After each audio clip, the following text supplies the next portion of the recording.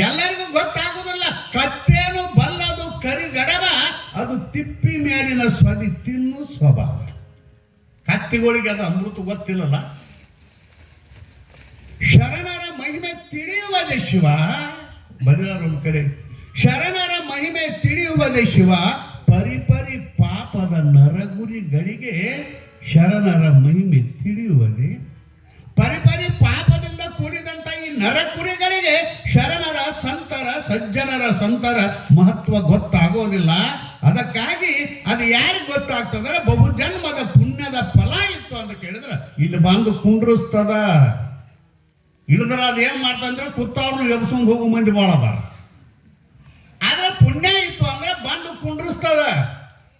ಯಾಕಂದ್ರೆ ಈಗ ನಾ ಇಲ್ಲಿ ಕೂತಾನೆ, ಇವತ್ತು ನನಗೆ ಏನೇನ ತನೋಡಾಗ ಕೂತಾನೋ, ಏನ್ ನಿಮ್ಮ ಊರಾಗ ಕೂತಾನೋ ಗೊತ್ತಾಗೈತೆ. ಅದ ಮಂದಿ ಬಂದು ಕೂತ್ಬಿಟ್ಟ. ಯಾಕಂದ್ರೆ ಪಕ್ಕಸಿ ಐತಿ ಬಿಟ್ಟೈತೆ ಅವ್ರಿಗೆ ಪ್ರವಚನ.